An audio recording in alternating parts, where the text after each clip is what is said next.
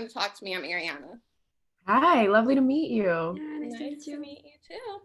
So let's kind of address the very obvious elephant in the room. How's it like to have this movie out and Roe versus Wade was just overturned a week ago?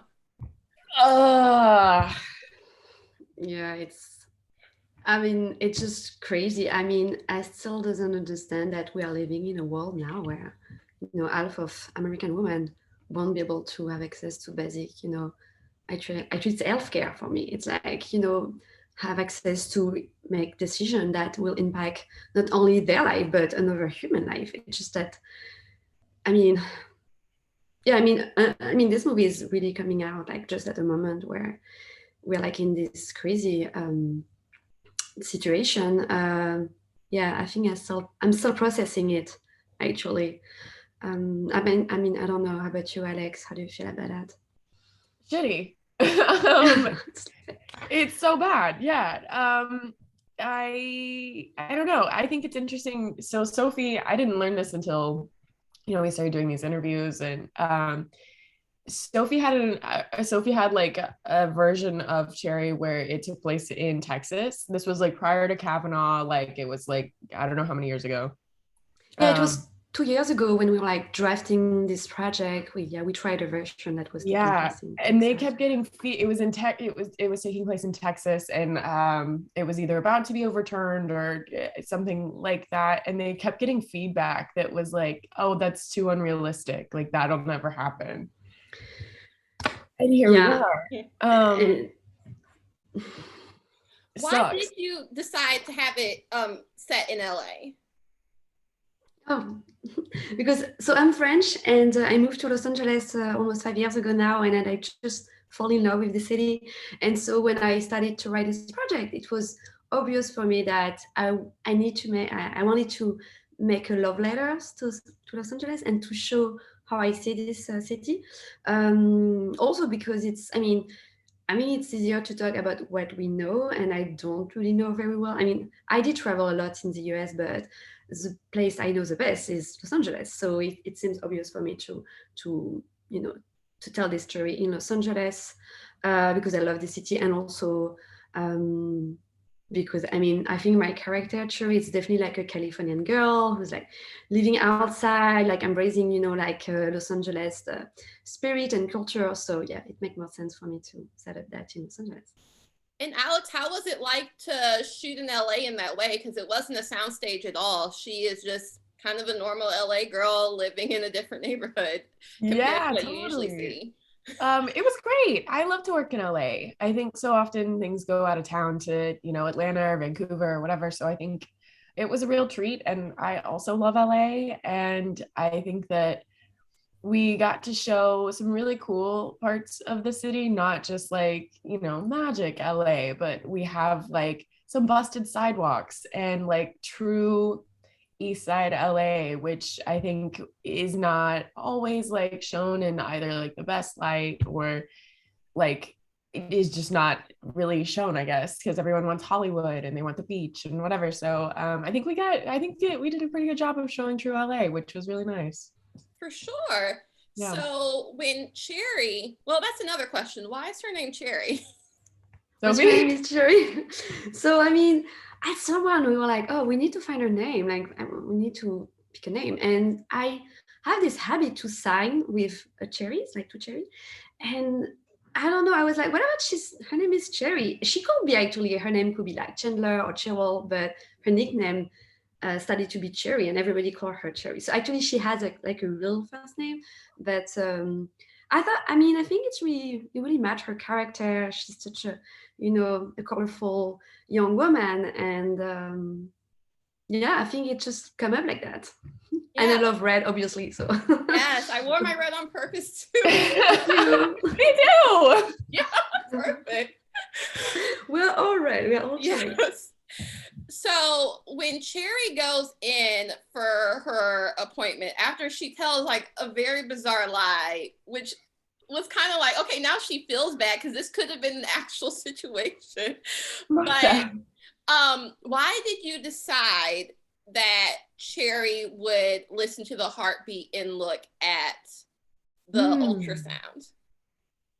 We actually went back and forth on that a lot. We filmed a few versions where I think we didn't mention the heartbeat at all, where we didn't gosh, I don't know. Because Sophie and I talked about that a lot because it is such a big, hot button of like, oh, well, a heartbeat, whatever.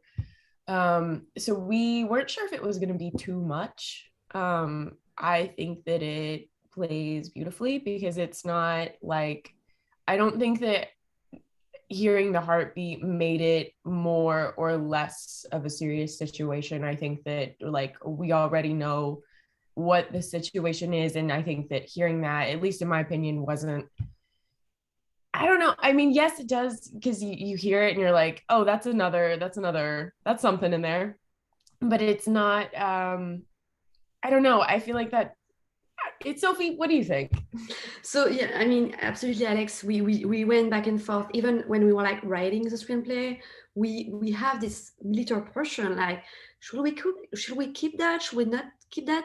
Should we like cut it out? And so actually, I really tried to make a movie that is not political, but as soon as you talk about that, it's become political anyway. So I think that's the only kind of political element, because I know that in different states there's different rules. Like in some states they have to show you have to leave with your like, so like the picture. So in some states there's all this crazy rule where you have to have a pamphlet about.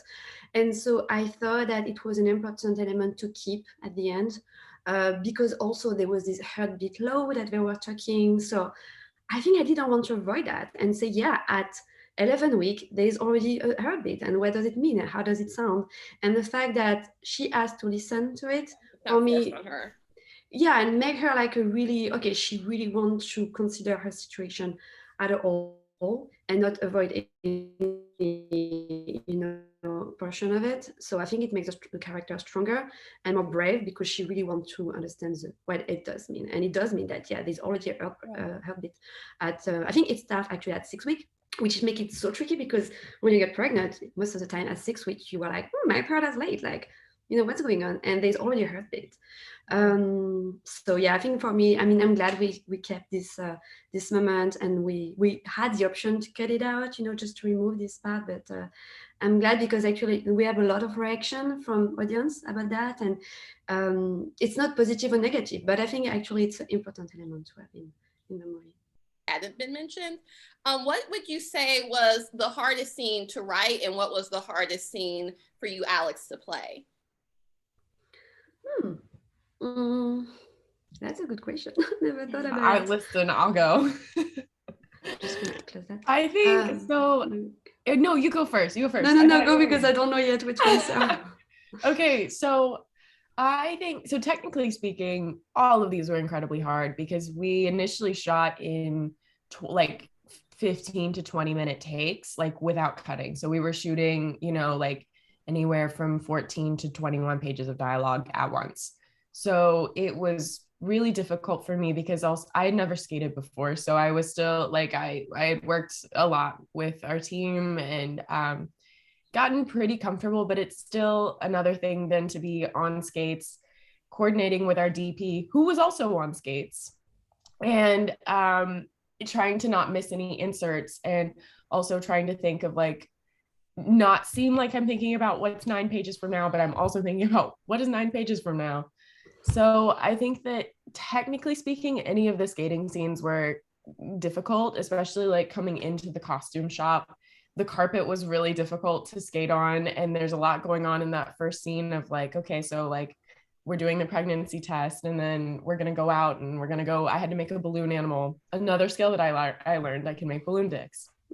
And going from there to having a fight with the bot, it was really difficult. I think that was the hardest one for me, because that was also the first day. But yeah, that was the first day of shooting, and you have so much, and there were fires, and like it was just absolutely insane. So I think that costume shop was the hardest one for me. Yeah, I do agree. Like the first day of shooting was pure agony, because we have like fires going on. Like we could see the fire from the set. Actually, there was like evacuating 2 blocks from us. There was the COVID, of course. That was the first time that you were like, being Cherry. We had to change actor 3 days before. So the actor who's playing Roger was really stressed because he just jumped on the project like on the spot.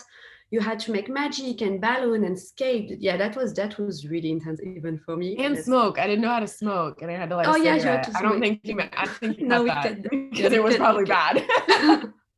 Yeah, we cut that away. And actually, I think the scene the most difficult to write with the father. And actually, I know it was also a scene for you, Alex. So you were like, I walked away. I think I cried maybe in the car. That I stopped and got an emergency ice cream, and I was like, I just didn't think that I nailed that scene with the father. And like that, I think that I am the most insecure about that scene, but like everyone's like, yo, the dad scene, and I'm like, really?